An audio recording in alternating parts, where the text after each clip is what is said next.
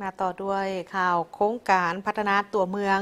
ตามแนวทางอนุภาคพืชแม่น้ำโขงสงอยู่ที่แขวงหลวงน้ำทา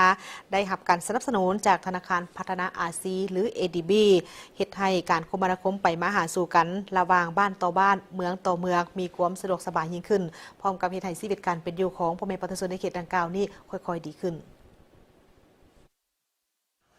โครงการพัฒนาตัวเมืองตามแนวทางอนุภาคพื้นแม่น้ำโขงสงอยู่แขวงหลวงน้ำทา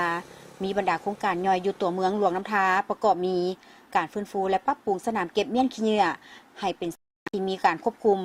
ปรับปรุงโครงรางบ้านเส้นทางขัวห้องระบายน้ำและปรับปรุงระบบอ่างบำบัดน้ำเปื้อนปรับปรุงห้องระบายน้ำตามเส้นทางสายหลักและโครงการปรับปรุงศูนย์พักผ่อนสโมสรกีฬาตลาดกลางคืนและก่อสร้างขัวน้ำทาย้อนว่าโครงการดังกล่าวมีท่าแหงตั้งอยู่ในแล้วเศรษฐกิจจุดดีที่ได้ปรับปรุงพื้นฐานโครงรางเพื่อให้ประชาชนได้นำไส้ในการไปมาหาสู่กันระหว่างบ้านกับตัวเมืองโดยเฉพาะแมนหนทางขัวสิ่งดังกล่าวนี้จะอำนวยความสะดวกให้ประชาชนโครงการมีจุดพิเศษที่แตกต่างกับโครงการพัฒนาพื้นฐานโครงรางอื่นสิ่งที่พิเศษเพื่อนำมาจัดตั้งปฏิบัติก็คือโครงการได้นำมาออกแบบที่รองรับกับการเปลี่ยนแปลงของดินฟ้าอากาศเฉพาะขัวน้ำทาถูกออกแบบมาเพื่อรับห้องพายุฝนภัยพิบัติต่างๆตามความเป็นจริงแล้วการออกแบบแม้นมีอายุยาวถึง100 ปีแต่เนื่องจากว่าการเปลี่ยนแปลงของดินฟ้าอากาศเปลี่ยนแปลงไว้หลายดังนั้นจึงคาดคะเนว่าอายุการนำใช้งานของขัวจะอยู่ประมาณ30 ปี So for me, when I'm looking at a โครงการดังกล่าวได้ช่วยปรับปรุงสิ่งอำนวยความสะดวกและมีความคุ้มค่า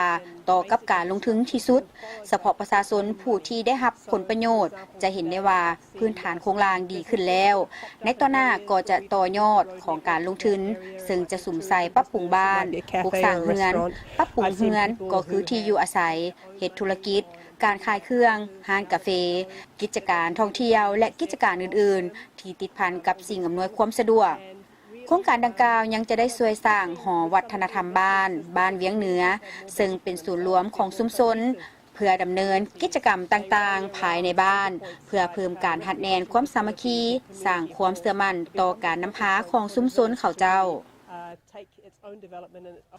ต่อกับผลประโยชน์ของโครงการที่ประชาชนได้รับมีหลายโดยเฉพาะการจัดตั้งปฏิบัติโครงการการไปมาหาสู่ของประชาชนแม้นพบกับความยุ่งยากภายหลังที่ได้รับการก่อสร้างพื้นฐานโครงรางสำเร็จเป็นต้นถนนขัวสถานที่สวนสาธารณะตลาดกลางคืนแม้นจะได้รับผลประโยชน์สูงสุดสามารถตอบสนองอาหารให้กับแขกที่เข้ามาเยี่ยมชมแขวงหลวงน้ำทา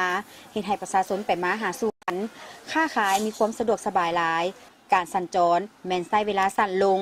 เห็นได้การพัฒนาเศรษฐกิจสังคมก็คือการพัฒนาชุมชนค่อยๆดีขึ้นเรื่อยๆแสดงออกประชาชนเพิ่มความเอาใจใส่ปลูกสร้างเรือนที่ถาวรปลูกสร้างเรือนพักโรงแรมเอาใจใส่ต่อการปลูกฝังเลี้ยงสัตว์หลายขึ้นภายหลังที่พวกเราก่อสร้างเส้นทางไม่ตรงแล้วก็เฮ็ดก่อสร้างครัวสำเร็จตัวประชาชนก็ได้สมใช้แล้วก็สามารถไปมาหาสู่นำใช้ระยะทางสั้นเข้าแล้วก็นำใช้เวลาสั้นเข้า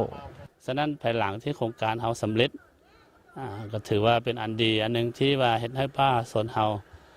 กับแขกคนนักท่องเที่ยวได้มาเที่ยวมาชมเรื่องการไปมาก็สะดวกโดยเฉพาะในเรื่องขัวข้ามน้ำนี้เป็นปัจจัยที่สำคัญที่สุดในการขนส่งเข้าออกแล้วก็แขกคนเข้ามาท่องเที่ยวมาเยี่ยมมายามไปมาหาสู้กันก็ยุ่งยากเลยขี้เหื่อขี้เพ่ขามเวลานำลายมากกว่าไปบ่ได้เนาะเดี๋ยวนี้แต่ภาครัฐเพิ่นมาเฮ็ดขัวไม่นาสร้างสาพัฒนานี่ก่อนดีขึ้นหลายเติบก็ไปมากก็สะดวกสบายบ่ได้ขายดีปานใดเดี๋ยวนี้ก็การค้าการขายก็เพราะมีลูกค้าหลายขึ้นกว่าเก่าอีกบัดมาปัจจุบันนี่ก็สะดวกสบายถือว่าหลายอันเดะภัยยังทางก็มีเส้นทางก็เส้นทางดีไปมากก็สบายข้าพเจ้าเนาะขอตั้งหน้าการจะตั้งเนาะขอไว้ใช้พรภาครัฐแล้วก็โครงการเนาะที่ว่ารุดดึงเข้ามาบ้านของพวกเขาขอใช้พรแต่ละทานเนาะทุกการจะตั้งนั้นเพื่อมีสุขภาพเข้มแข็ง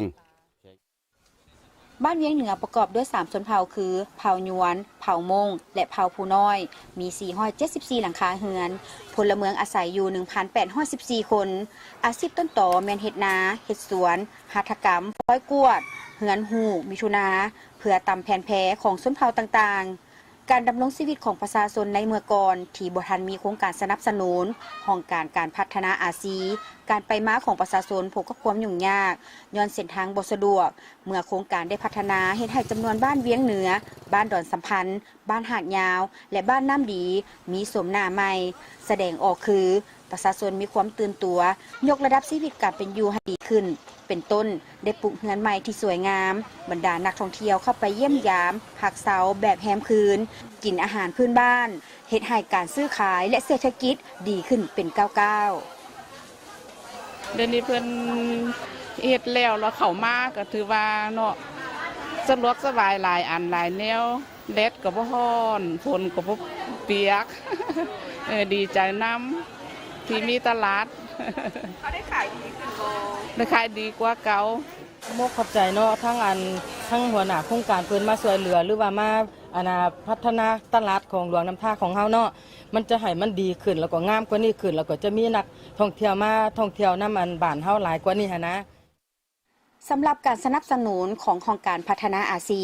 ได้เฮ็ดให้ชีวิตการเป็นอยู่ของประชาชนภายในบ้านได้รับการเปลี่ยนแปลงไปในทางที่ดีขึ้นหลายเท่า